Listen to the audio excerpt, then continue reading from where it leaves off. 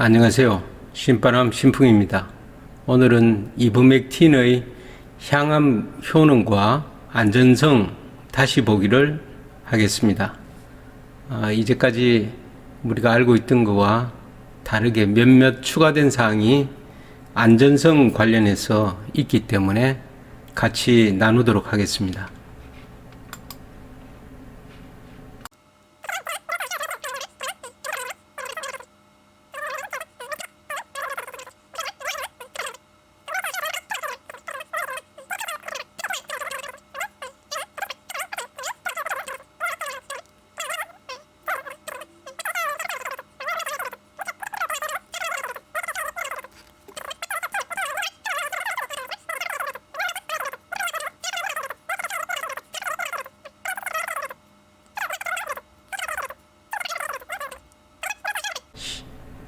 실험관하고 생체 실험에서 이런 효과가 있었다는 거죠. 물론 여기서 이제 실험한 것만 나타내니까 다른 암에 대해서 어떤 기능을 하는지는 뭐 다 기능을 하겠죠. 분자 메커니즘으로 봤을 때는 교모세포종, 난소암, 유방암, 그 다음에 흑색종, 뭐 췌장암, 전립선암 뭐 이런 등의 이런 기능을 한다고 돼 있어요. 그래서 이거 보면 ROS 양을 증가시킨다.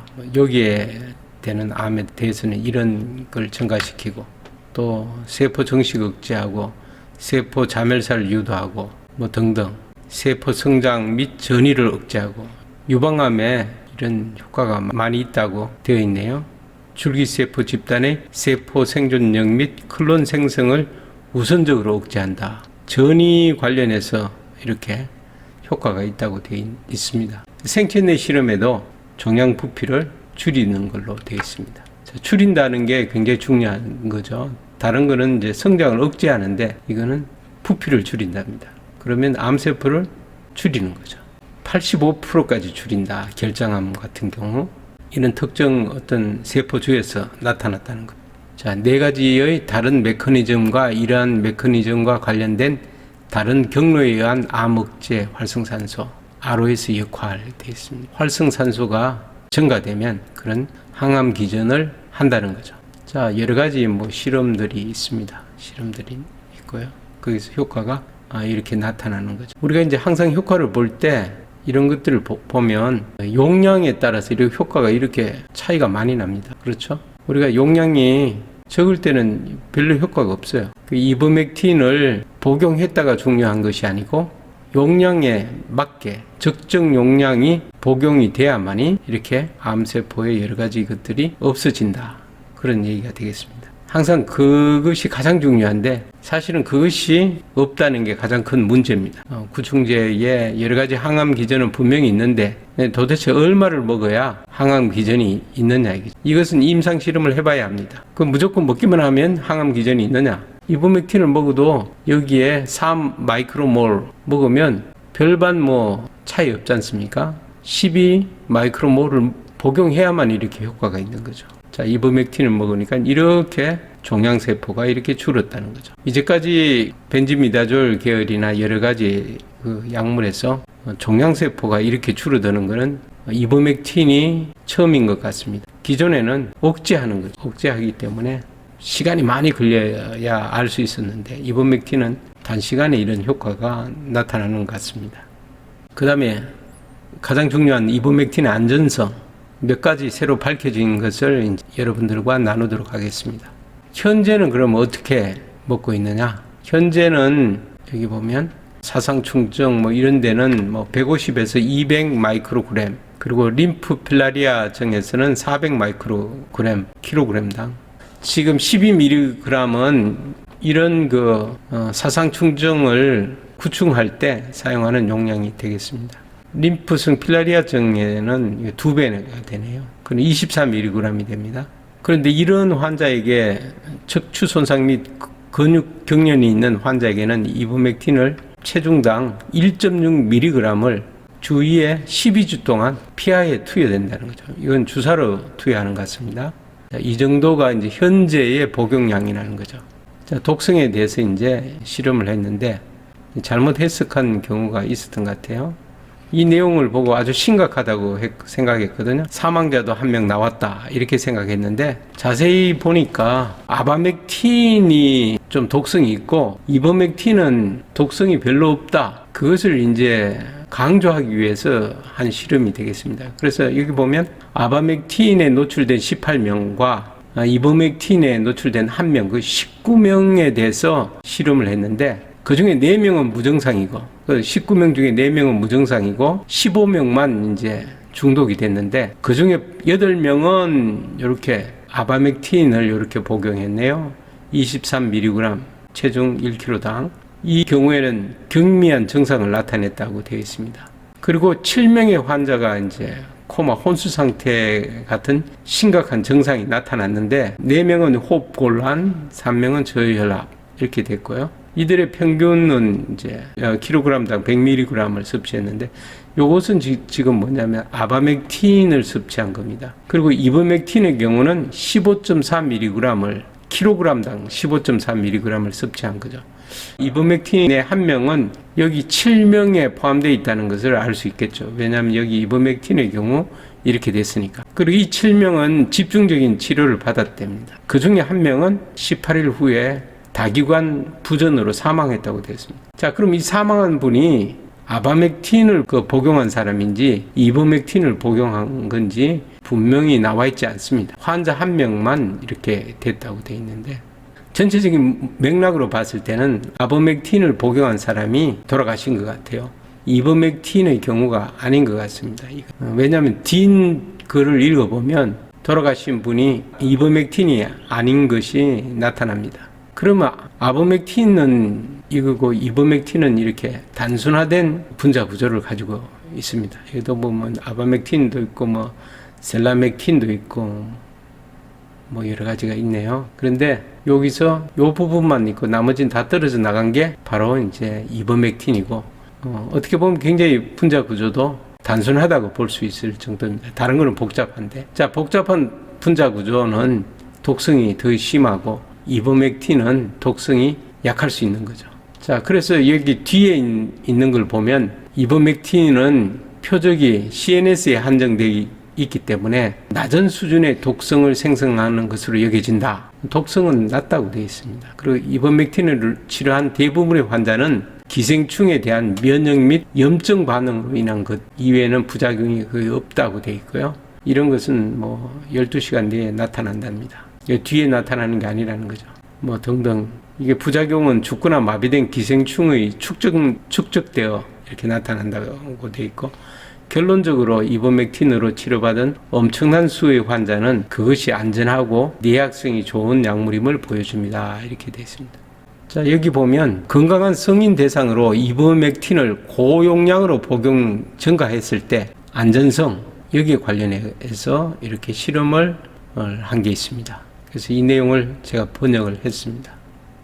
현재 사람의 사용을 위해 승인된 것보다 더 높은 용량 또는 더 빈번한 용량으로 투여되는 이버맥틴의 안전성 및 약동학을 이중 맹금, 이중 블라인드로 가짜약하고 이렇게 용량 상승한 사람하고 대조하여 연구 평가했다 되어 있습니다. 총 68명을 4개 집단으로 나눠서 3개 집단은 이버맥틴을 복용시키고 나머지는 이버맥틴을 복용시키지 않았을 때 어떻게 나타나느냐 이것을 실험을 한 거죠. 자, 이 실험은 정상적인 사람을 실험을 한 겁니다. 그래서 기생충에 의한 반응은 여기는 빠진 거죠. 건강한 성인을 대상으로 이버맥틴을 고용량으로 복용으로 증가 시 안전성, 내약성 및 약동학 이 내용이 되겠습니다. 자, 보게 되면 자, 여러 가지 이제 동공으로 사람의 눈동자로 이제 이렇게 중추신경계에 어떤 영향을 미치는지 그리고 일반적인 독성을 모두 다루었답니다. 그런데 여기 보면 이버맥틴은 일반적으로 내약성이 뛰어나며 FDA 승인 최고 200마이크로그램의 최대 10배까지 용량에서 중추신경계 독성이 나타나지 않았다. 그래서 위약을 먹은 사람하고 동공 변화가 똑같았답니다. 부작용이 없었다는 거죠.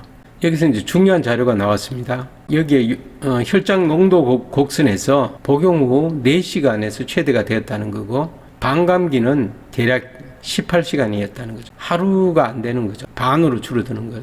최대치 최대치에서 반으로 줄어드는 시간이 18시간이었다. 혈장 농도 곡선으로 봤을 때 음식과 함께 복용 시 2.6배 높았다. 이렇게 됐습니다. 그 다음에 4일마다 이브맥틴의 축적이 최소로 됐다는 거죠.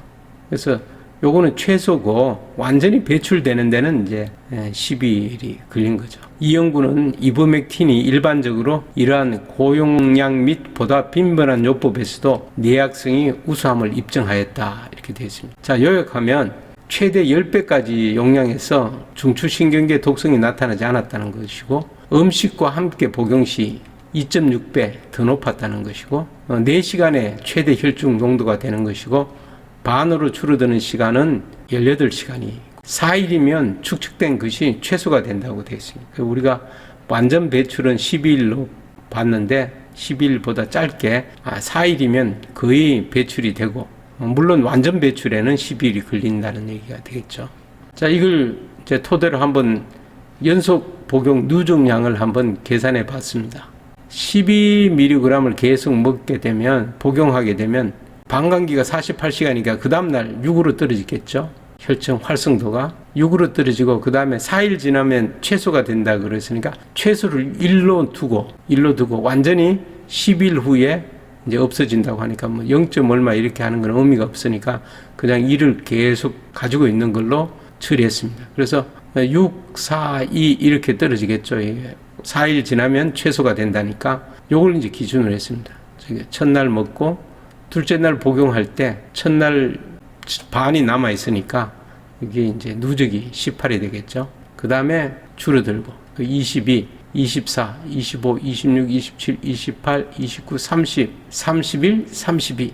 32부터는 계속 이제 0이 있기 때문에 계속 32mg입니다. 그럼 12g을 계속 복용해도 누적되는 것은 32mg이 누적된다는 거죠. 그래서 크게 누적량을 걱정할 필요가 없을 것 같다. 그런 생각이 들고요. 심지어 20mg을 계속 먹었을 때도 20, 그 다음에 8시간 지나면 반으로 주니까 10, 그 다음에 4일 뒤에 최소 1로 나왔을 때 17, 4 이렇게 감소된다고 보고, 이것을 이제 계속 적용하게 되면 20, 30, 37, 41 이렇게 쭉 올라가다가 여기 49에서 이제 멈추게 되는 거죠. 그래서 이렇게 했을 때도 12일간 연속 계속 복용해도 50mg을 넘지 않는다. 그래서 50mg을 넘지 않으니까 현재 여기에 실험을 했죠. 실험한 결과를 보면 여기에 실험한 120mg을 1회 복용하는 경우도 있어요. 뭐 그런 경우도 특별히 문제가 없었던 거고, 남아있는 게 50mg이니까 뭐 크게 영향이 없을 수 있겠다 이런 생각이 듭니다. 자, 여기 보면 여기 이버맥틴의 긴자 동경 클리닉의 회신이 이제 이해됩니다. 이제 12mg을 2개월 이상 복용한 환자는 간기능 장애가 일어나지 않았다.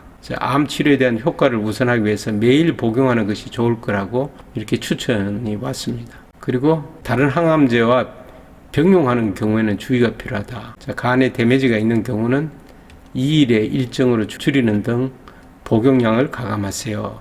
또 다른 약과 마찬가지로 이 양은 환자의 컨디션이나 치료의 상황에 따라 복용량을 가감합니다. 이렇게 되어 있습니다. 자세한 임상 수기는 카페에 이제 올려져 있습니다. 자, 다음 영상은 제가 이버맥틴 복용 후기를 중점적으로 올리겠습니다. 특히 이버맥틴 복용 후에 나타난 이상한 현상을, 제가 체험한 현상을 공개하도록 하겠습니다. 자, 오늘 방송 자료는 암 극복의 길을 찾는 사람들 카페에 올려놓도록 하겠습니다. 감사합니다.